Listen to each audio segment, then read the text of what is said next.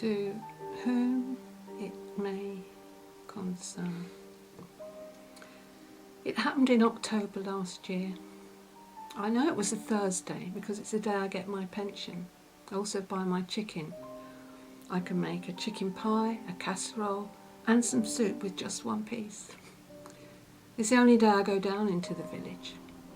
It's quite a climb up the track to this little house. Well, I was in the kitchen preparing my supper when there was a ring at the doorbell. No one ever calls, so I was rather surprised.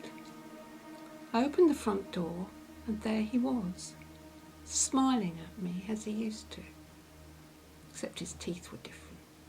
The brown front giraffe ones had been replaced by implants. Later I remembered that's how he used some of the money that had been put in by my parents, supposedly for an annex for them. Several £1,000s they cost. My mouth must have fallen open because he asked if I was surprised to see him. I didn't answer. I tried to close the door, but he put his foot in the way. Pulled out a brown envelope from his pocket. I told you I have a proposition for you, he said. I told him that if he had anything to say to me, he should get a solicitor to write to me.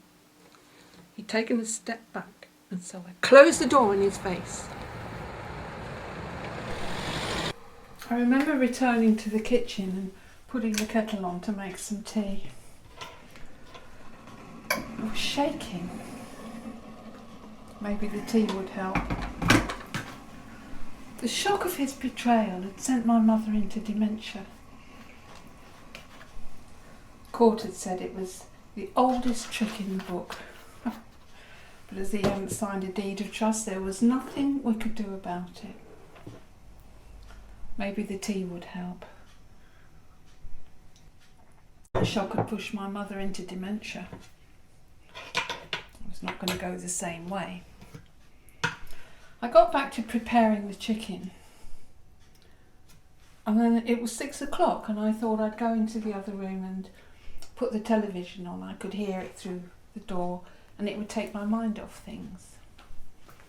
So I went into the other room and there he was, sitting in the armchair. I'd left the French door open because I'd opened it to let in some air. And he'd come in and closed and locked it behind him. I told you I had a proposition for you, he said. And his voice and tone were the same as he used when he told my parents that he would use that money to build an annex for them. I walked over to him and slid the paring knife into his neck. Quite hard. It went in very easily. Easier than cutting up the chicken, really. There was a great spurt of blood across the room. His hand went up instinctively as if to stop the bleeding, but it was too late. I think as well as the jugular, it must have got into the windpipe because he was making this strange gurgling noise. He tried to stand, his face went ashen and his knees buckled under him. Strange thing was, he was still smiling, but it was more of a grimace really.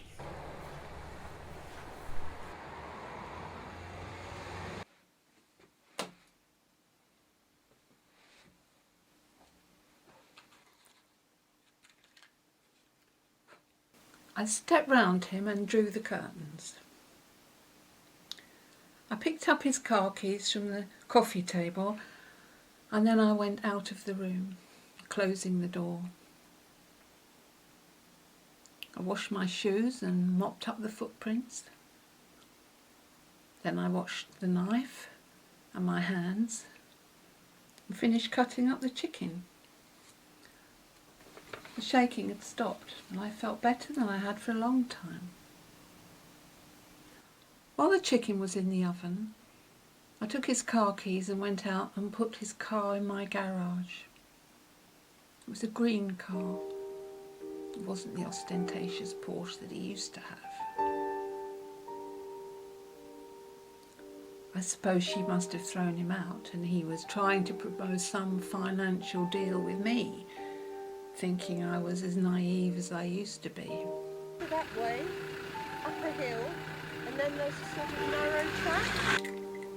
I want to write this down just in case in the future I suffer with some mental problem. For months I've expected the knock on the door. Nothing has happened. Perhaps he was as friendless as he deserved to be. Certainly no one seems to have missed him. I light incense a lot. It masks a smell. I've got used to it by now. It isn't really very inconvenient. I have a television in my bedroom, and I never liked the 3-piece. He chose it.